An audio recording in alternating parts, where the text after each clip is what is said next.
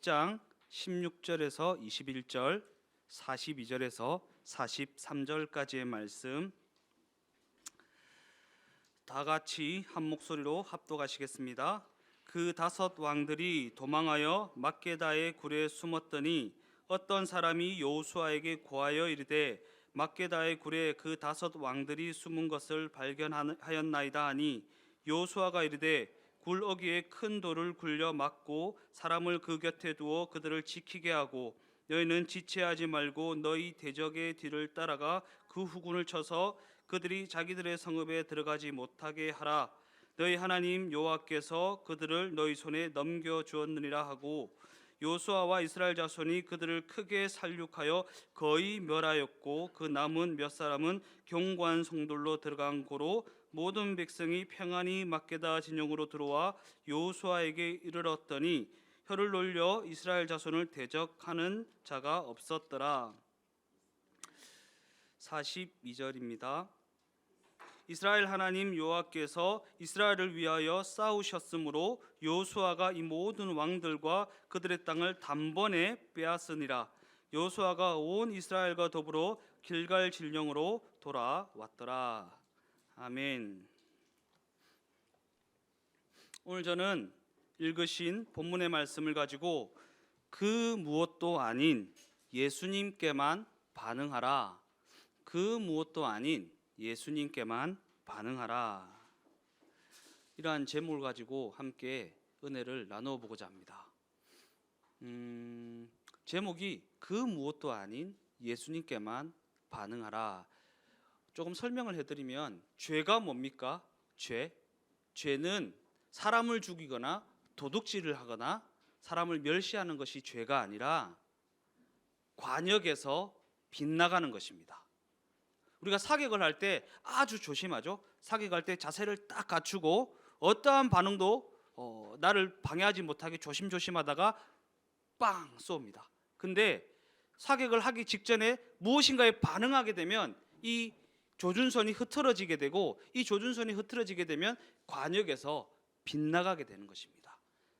우리에게 관역을 제시해 주시는 예수님께만 저쪽으로 쏴야 돼 라고 할 때 예수님께만 반응해야 되는데 예수님께 반응하지 않고 다른 그 무엇에 반응하게 되면 내 방향이 흐트러지게 되고 내 방향이 흐트러지면 그 삶의 화살은 관역을 빗나가게 되는 것입니다. 그래서 이 세상과 사단, 마귀는 우리가 예수님이 아닌 다른 그 무엇에 반응케 하기 위해서 온갖 술수를 다 쓰는 것입니다. 그래서 오늘 제목은 그 무엇도 아닌 예수님께만 반응하는 인생이 되어야 한다라는 제목의 말씀이라는 것입니다. 본문으로 돌아와서 가나안이라고 하는 땅은 하나님께서 이스라엘 백성들에게 주시겠다고 약속하여 주신 그러한 약속의 땅입니다. 그러한 관점에서 가나안 땅에서 이루어지는 뺏고 빼앗기는 모든 전쟁과 싸움은 하나의 큰 상징이라고 할 수 있습니다. 그러기에 우리는 하나님께서 약속하여 주셨던 그 약속의 말씀들이 어떠한 상징적 의미를 내포하고 있는지 살펴보아야 한다라는 것입니다.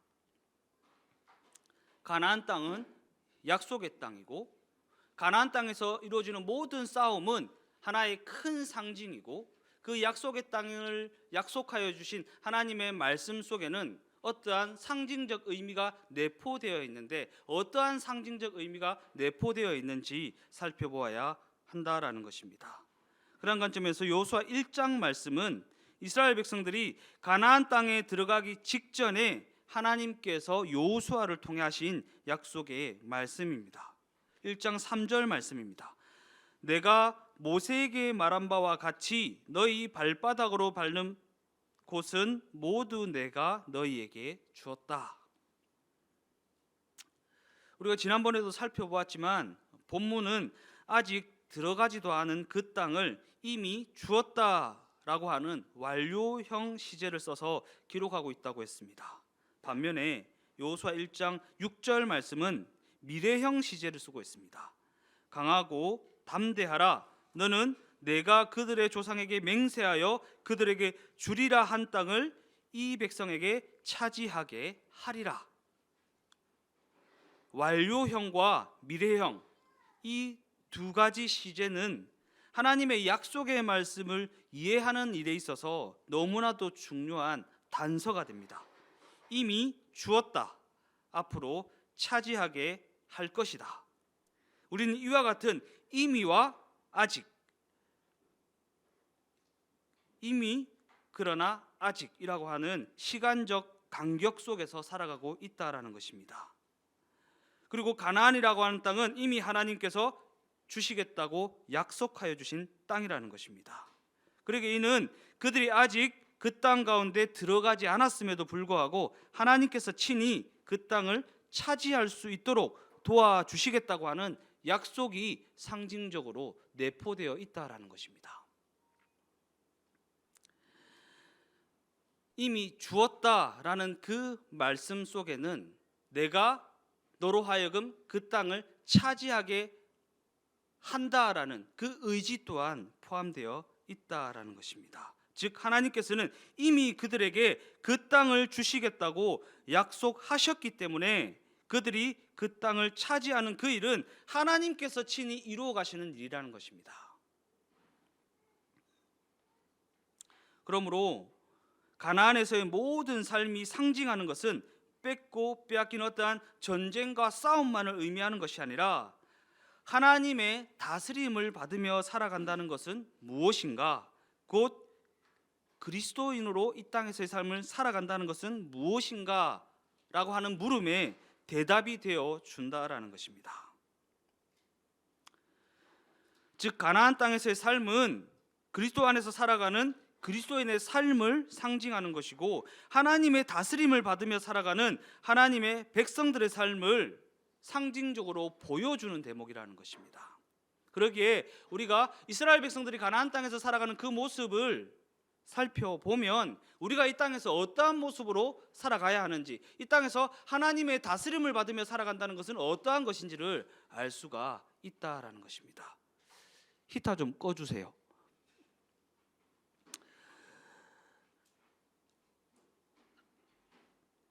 그러나 가나안 땅에서의 삶은 하나님께서 약속하여 주신 약속의 땅이었음에도 불구하고 그 땅에서의 삶에는 전쟁과 싸움이 끊이지 않았습니다. 전쟁과 싸움이 계속해서 이어졌습니다. 기복적인 것을 추구하는 그러한 신앙을 가진 자들은 예수 믿으면 병에도 안 걸려야 하고 교통사고도 안 나야 하고 공부도 잘해야 되고 사업도 잘 풀려야 할 것인데 우리의 현실은 그렇지 않는 경우가 너무나도 많이 있다라는 것입니다. 왜냐하면 실제적으로 가나안에서의 삶은 하나님께서 친히 약속하여 주신 그러한 땅이었음에도 불구하고 끊임없이 싸워 나가야만 하는 그러한 전쟁의 연속이었기 때문입니다. 기복적인 신앙의 관점으로 보면 하나님께서 주신 땅에는 전쟁이 없어야 합니다. 그러나 실제적으로 그 땅에는 들어가는 그날부터 전쟁과 싸움이 끊이지 않았다는 사실입니다. 그렇다면 이것은 무엇을 의미하는 것인가? 왜 하나님께서는 전쟁과 싸움이 끊어지지 않는 그 땅을 약속해 주셨던 것이고 왜 그 땅으로 하나님의 백성을 들여보내신 것인가? 이러한 고통의 과정은 하나님께서 그들의 성장과 그들의 성숙을 위해 계획하신 성화의 과정이라는 것입니다. 더 나아가 이는 우리가 재정의 문제나 건강의 문제와 같은 외부적인 적과의 싸움을 싸워 나가는 것이 아니라 우리 내면에 자리 잡고 있는 내면의 적과의 싸움을 싸워 나가야 한다라는 의미입니다. 이를 예를 들어 설명하면 우리가 용서라는 부분을 생각해 보면 용서는 나를 괴롭히고 나에게 해를 가했던 어떠한 특정인과의 싸움을 싸우는 것이 아닙니다. 현재 이 상황을 하나님의 뜻으로 인정하고 나를 위한 하나님의 계획하심으로 인정하기 위한 내 내면의 적과의 싸움을 해나가는 것입니다. 그렇죠? 용서는 나를 괴롭힌 사람과의 싸움을 해나가는 것이 아닙니다. 내가 용서할 수 있는 성숙하고 성장한 삶을 살아가기 위해서는 이 용서하지 못하는 마음을 가진 내 마음과의 싸움을 싸워 나가야 한다라는 것입니다. 그러한 관점에서 그리스도인은 하나님의 거룩한 백성입니다. 그런데 여기서 이 거룩이라고 하는 형용사는 우리의 수준이 거룩하다는 것이 아닙니다. 우리의 수준이 용서할 수 있을 만큼 완전하다는 것이 아닙니다.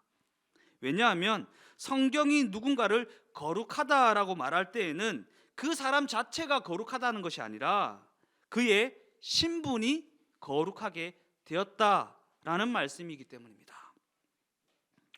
우리는 하나님의 자녀입니다. 하나님이 그 뜻에 따라 친히 택하여 주신 그에게 속한 백성이라는 것입니다. 그러기에 이는 그 사람이 이러하냐 그 사람이 저러하냐라는 그 사람의 어떠함의 문제가 아니라 그 사람이 어디에 속한 사람이냐라는 부분입니다. 지금 그 사람이 누구에게 어디에 속한 사람이냐의 문제를 다루고 있다라는 것입니다. 우리는 거룩한 하나님의 백성인데 우리가 거룩이라는 실력을 가졌기 때문에 거룩한 하나님의 백성이 되는 것이 아니라 우리가 거룩하신 분에게 속한 인생이 되었기 때문에 우리를 거룩한 하나님의 백성이라고 칭하여 주신다라는 것입니다. 그러한 관점을 가지고 로마서 9장 9절에서 13절까지의 말씀을 다 같이 한번 읽어보겠습니다. 약속의 말씀은 이것이니 명년 이때에 내가 이르리니 사라에게 아들이 있으리라 하심이라.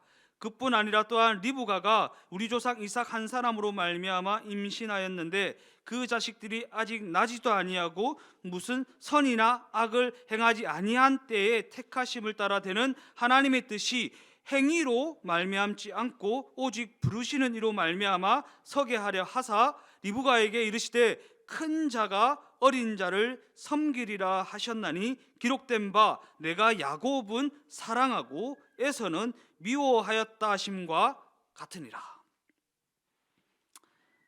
이는 리브가가 복중에 쌍둥이를 임신한 상황을 그리는 장면입니다. 그리고 복중에 이 쌍둥이들이 복중에 있는 상태입니다. 아직 나오지도 않았어요.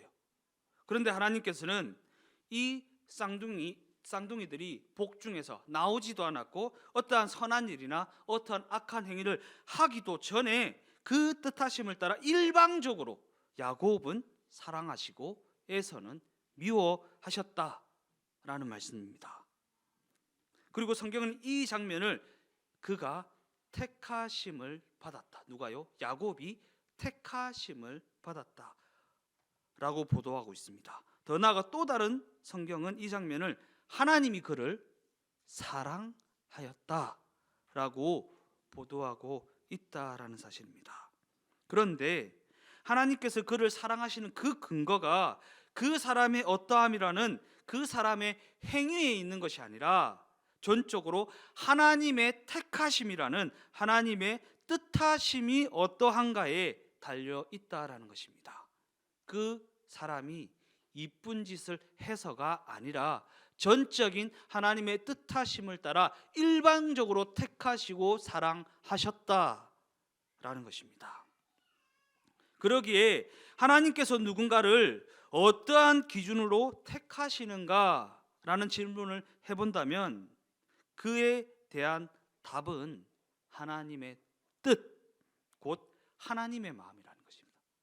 내 마음이야 라는 것처럼 하나님의 마음에 달려 있는 것이라는 것입니다.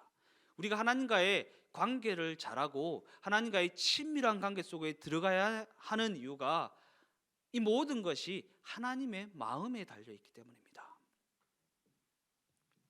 즉 이는 우리의 어떠함에 달려 있는 것이 아니라 하나님의 마음, 곧 하나님의 뜻과 계획하심이 어떠한가에 달려 있는 일이라는 것입니다. 그러기에 우리는 이 중요한 사실을 결코 잊어서는 안 되는 것입니다. 왜냐하면 하나님께서 우리를 택하여 주신 것에는 우리에게 조금이라도 잘난 구석이 있어서가 아니기 때문입니다. 내가 기도를 많이 했기 때문입니까? 아니요. 내가 헌금을 많이 했기 때문입니까? 아니요. 그냥 하나님이 일방적으로 택하여 주셨기 때문이라는 것입니다. 우리를 아무런 조건 없이 주권적인 당신의 뜻에 따라 택하시고 그 택하심에 따라 우리를 사랑하여 주셨다라는 것입니다. 그러한 관점에서 택함을 받았다라는 말을 또 다른 말로 하면 택하신 하나님의 백성이 되었다, 그에게 속한 거룩한 백성이 되었다라는 말입니다. 이는 우리가 우리의 어떠함으로 말미암아 거룩해질 수 있는 것이 아니라 그저 신분적으로 거룩한 분에게 속하였기 때문에 그 신분이 거룩한 신분이 되었다. 하나님께 속한 하나님의 백성, 그 백성이 거룩한 것은 그가 거룩해서가 아니라 그들의 주인 되시는 하나님이 거룩하시기 때문에, 즉 거룩한 분에게 택하심을 받아 거룩한 분에게 속한 자가 되었기 때문에 그로 말미암아 거룩하다 칭함을 받을 수 있다라는 것입니다. 그러기에 우리는 종교적 행위로 거룩에 이룰 수 있다라는 거짓에 결코 속아서는 안 되는 것입니다. 내가 경건 생활을 충분하게 하면 거룩해지는 것입니까? 아니요. 내 행위에 달려 있지 않습니다. 그분의 뜻과 그분의 택하심에 달려 있는 것입니다. 이러한 부분을 잘 나타내는 성경 인물이 있습니다. 우리가 잘 아는 요셉입니다. 그의 인생을 간단히 살펴보면 하나님께서는 요셉으로 하여금 17의 나이에 꿈을 꾸게 하셨는데 그 꿈은 해와 달과 별이 그에게 절을 하는 꿈입니다. 그리고 그 꿈은 장차 하나님께서 요셉을 애굽의 국무총리로 세우시겠다는 그 뜻하심을 나타내는 계시의 꿈이었습니다. 즉 하나님께서는 만 백성을 구원하시겠다는 그 뜻하심을 따라 그를 애굽의 국무총리로 세우시려는 계획을 가지고 계셨다라는 것입니다. 그러나 요셉은 그 꿈이 무엇을 의미하는 것인지 전혀 알지 못했습니다. 왜 그렇습니까? 하나님께서 그를 국무총리의 자리에 바로 앉히신 것이 아니기 때문입니다. 더 나아가 그때부터 요셉은 이유를 알 수 없는 고난으로 들어가게 되었다라는 것입니다. 제일 먼저 그가 겪은 고난은 무엇입니까? 채색 옷이 벗겨지는 고난이었습니다. 그에게 있어서 그 채색 옷은 아버지의 사랑을 상징하고 아버지의 보호의 상징이었습니다. 그런데 그러한 사랑과 보호의 상징이었던 채색 옷이 벗겨지게 되었다는 것이고, 더 나아가 그는 물이 없는 구덩이 가운데 버려지기까지 했다라는 것입니다. 그리고 그는 그렇게 죽는가 했는데 죽기 직전 애굽 상인에게 팔리게 되어 보디발이라 이름하는 장군의 집에 종으로 들어가게 됩니다. 그런데 그 인생은 그곳에서도 평탄하지는 않았습니다. 그 장군의 아내 때문에 누명을 쓰고 감옥에까지 들어가게 되었기 때문입니다. 요셉은 이러한 고난의 과정을 겪으면서 수많은 밤을 눈물로 지새웠을 것입니다. 그리고 내 인생이 어쩌다가 이렇게 꼬이게 되었나라는 원망을 하기도 했을 것입니다. 그런데 그러한 요셉의 인생에 모든 것이 단번에 전화위복되는 그러한 사건이 일어나게 됩니다. 시편 105편 16절에서 17절까지의 말씀을 다 같이 읽어보겠습니다. 그가 또 그 땅에 기근이 들게 하사 그들이 의지하고 있는 양식을 다 끊으셨도다. 그가 한 사람을 앞서 보내셨으며 요셉이 종으로 팔렸도다. 그가 또 그 땅에 기근이 들게 하사 그들이 의지하고 있는 양식을 다 끊으셨도다. 누가요? 하나님이. 그러면서 한 사람을 앞서 보내셨으며 요셉이 종으로 팔렸도다. 즉 하나님 편에서 볼 때 요셉이 종으로 팔린 그 사건은 하나님께서 그를 만 백성을 구원하시기 위해 앞서 보내신 사건입니다.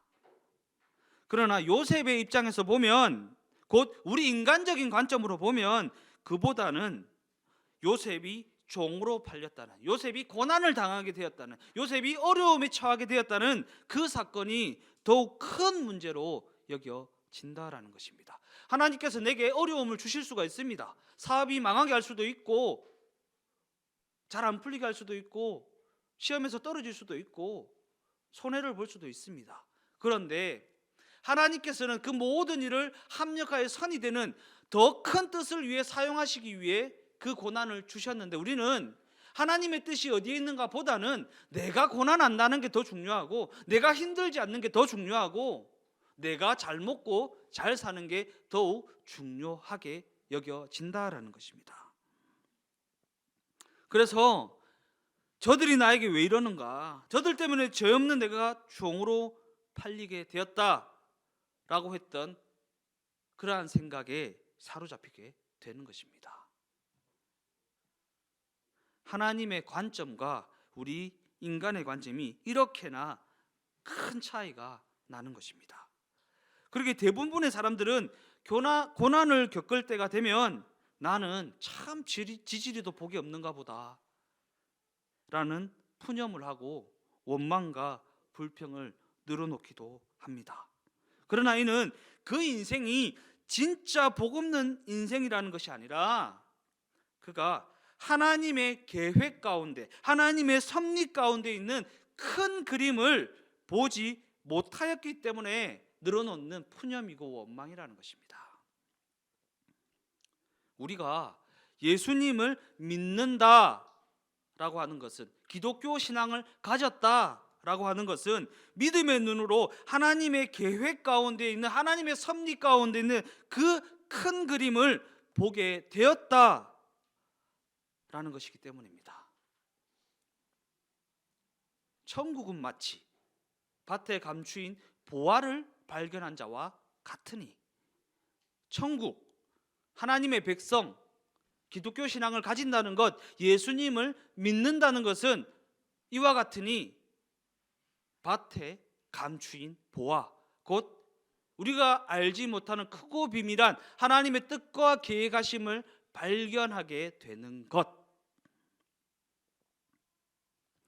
우리가 그 큰 그림을 발견하고 보게 되면 눈에 보이고 귀에 들리고 손에 잡히는 그 모든 문제들은 아무것도 아닌 것이 되어버리는 것입니다. 믿음의 눈을 가지게 되면 그 문제를 주시는 이유와 목적을 깨달아 알게 되기 때문에 그 문제가 더 이상은 문제로 여겨지지가 않는다라는 것입니다. 그 문제가 해결된 것이 아닙니다. 그 문제를 주시는 이유와 목적을 알게 되었기 때문에 그 이유와 그 목적만 충족되어지게 되면 그 문제는 더 이상 문제가 되지 않는다라는 것입니다.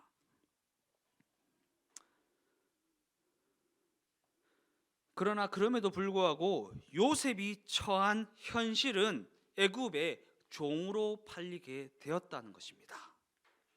시편 105편 18절 말씀입니다. 그의 발은 착고를 차고 그의 몸은 쇠사슬에 매였으니, 이게 바로 요셉이 처한 현실입니다.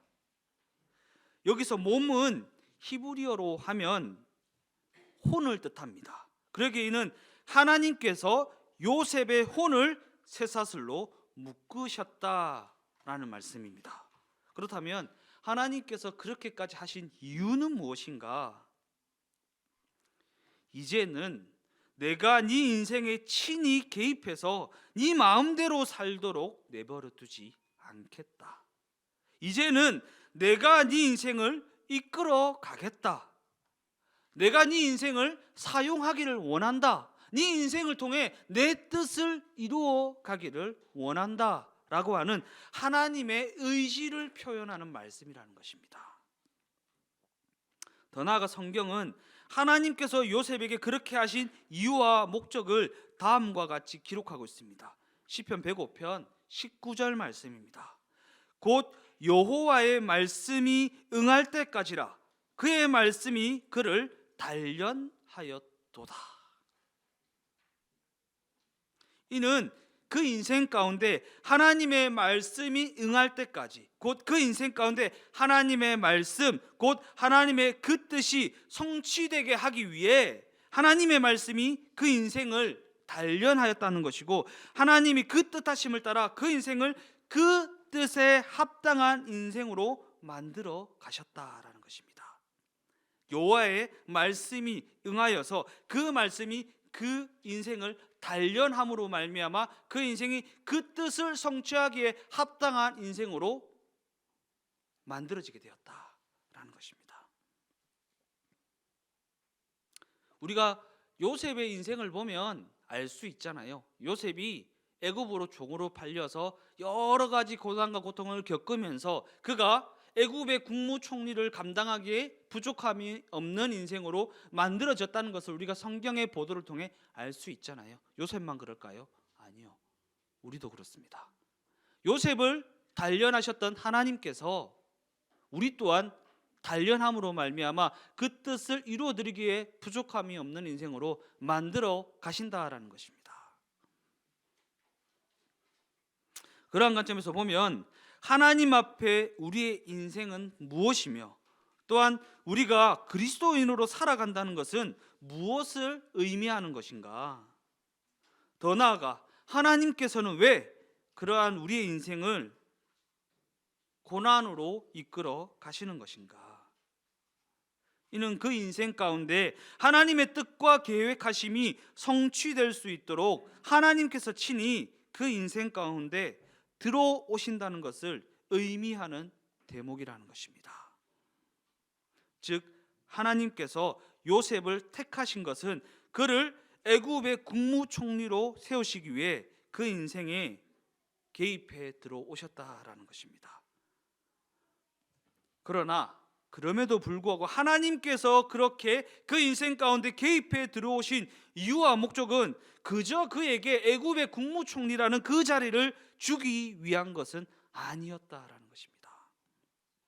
왜냐하면 그가 애굽의 국무총리라는 그 자리에 앉기에 앞서 국무총리의 자리를 감당할 수 있는 그러한 수준으로 만들어 가시는 것이 하나님께서 그렇게 그 인생 가운데 개입하신 근본적인 이유와 목적이었기 때문입니다. 그리고 우리는 이와 같은 과정을 성화의 과정이라고 그렇게 표현하는 것입니다. 하나님께서는 이러한 성화를 이루어 가시기 위해 우리로 하여금 고난과 고통의 과정을 통과하게 만드신다는 것입니다. 그러한 성화의 과정을 이론적으로는 이해하겠는데 꼭 그러한 고난의 과정을 통과하게 하셔야만 했는가? 라고 반문하는 이들이 많습니다. 하나님이 능력이 많으시잖아요. 총능력을 딱 발사하셔서 딱 맞으면 변화가 되었네. 우리가 그런 거 많이 기대하죠. 예전에 막 자녀들을 수련회 보내면서 거기서 성령이라는 초능력을 받아 바로 180도 딱 변화되어 돌아오면 얼마나 좋을까. 그러면서 우리가 기대를 하며 자녀들을 수련회 보내고 막 그랬잖아요. 근데 나도 그렇게 안 되는데 내 자녀들이 그렇게 될까? 결코 그러한 일은 일어나지 않습니다. 그에 대한 답은 다른 길과 방법은 결단코 없다라는 것입니다. 왜 그렇습니까? 우리 인간의 본성이 그만큼 추악하기 때문입니다. 우리가 잘 아는 다윗이 죄를 범한 후에 영적 대각성을 하고 다시 하나님께로 돌아오게 된 그 동기와 계기는 무엇이었던가? 그가 왕의 자리에 오를 때에는 자기 자신이 대단한 사람인 줄 알았는데 그 자리에서 무너지는 자신을 보고 나니까 그 꼴이 너무나도 비참해 보였다라는 것입니다. 그 비참한 자리에 이르르고 나서야 비로소 하나님을 찾게 되었다라는 것입니다. 그 탄식을 한번 읽어보겠습니다. 시편 6편 6절에서 9절까지의 말씀입니다. 내가 탄식함으로 피곤하여 밤마다 눈물로 내 침상을 띄우며 내 요를 적시나이다. 내 눈이 근심으로 말미암아 쇠하며 내 모든 대적으로 말미암아 어두워졌나이다. 악을 행하는 너희는 다 나를 떠나라. 여호와께서 내 울음소리를 들으셨도다. 여호와께서 내 간구를 들으셨으며 여호와께서 내 기도를 받으시리로다. 다윗은 그러한 자신의 연약함을 눈물로 내 침상을 띄우며 내 요를 적시나이다 라는 절규의 표현으로 고백하고 있습니다. 자기 자신에 대해 얼마나 절망스러운 밤을 보냈으면 그렇게 눈물로 침상을 띄우고 눈물로 요를 적셨겠는가. 이는 다윗이 그러한 성화의 과정이 자신의 실력이나 자신의 의지로는 불가능하다는 것을 처절하게 깨닫게 되었기 때문에 하나님 앞에 나와 그렇게 절규하고 무릎을 꿇고 눈물을 흘렸던 것입니다. 이처럼 우리 인간은 하나같이 누구 하나 제외 없이 불순물 덩어리입니다. 그래서 그 인생에는 고난의 풀무라는 그 과정을 통과해야만 한다라는 것입니다. 그 풀무를 통해 불순물이 걸러지고 나서야 정금같이 하나님 앞에 나아갈 수가 있는 것입니다. 그러한 관점에서 가나안 땅에서의 모든 전쟁과 싸움은 외부의 적과의 싸움이 아니라 내 속에 있는 그 더러운 생각들을 잘라내는 그러한 싸움을 해나가는 과정이라는 것입니다. 하나님의 살아계심과 하나님의 역사하심을 부인하게 만드는, 없어도 된다라고 고백하게 하는 그러한 죄악된 생각들과의 싸움을 끊임없이 해나가야 한다라는 것입니다. 더 나아가 이 때문에 하나님께서는 우리 모두의 인생이 하나님의 살아계심을 인정하고 하나님의 인도하심만을 의지하는 그러한 정금 같은 인생이 되게 하시기 위해 우리 모두의 인생을 고난과 연단의 풀무 속으로 밀어 넣으시고 그 과정을 통과하게 만드신다는 것입니다. 그러한 풀무의 과정을 통과함을 통해 하나님의 살아계심을 인정하게 되고 하나님의 인도하심만을 구하는 그러한 정금 같은 인생이 되어지기 때문입니다. 결론적으로 말씀을 마무리하겠습니다. 본문 42절에서 43절까지의 말씀입니다. 이스라엘의 하나님 여호와께서 이스라엘을 위하여 싸우셨으므로 여호수아가 이 모든 왕들과 그들의 땅을 단번에 빼앗으니라. 여호수아가 온 이스라엘과 더불어 길갈 진영으로 돌아왔더라.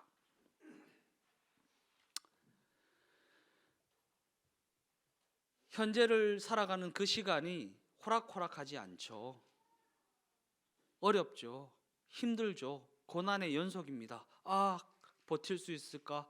감당할 수 있을까? 라고 하는 생각이 하루에도 수십 번 수백 번 들 것입니다. 그러나 그럼에도 불구하고 우리를 사랑하시는 하나님께서는 우리가 감당하지 못할 시험당함을 허락하신 적이 없다라고 말씀하십니다. 즉 하나님께서 계획하신 그 성화를 위한 기나긴 고난의 과정 가운데 지독한 고독과 아픔을 나 홀로 견디게 하시는 것이 아니라 우리와 동행하심으로 말미암아 우리와 함께 하심으로 말미암아 이스라엘 하나님 여호와께서 이스라엘을 위하여 싸우셨으므로 라는 말씀처럼 하나님 여호와께서 우리를 위하여 그 싸움을 함께 하고 계신다라는 것입니다. 왜 그렇게까지 하시는 것입니까?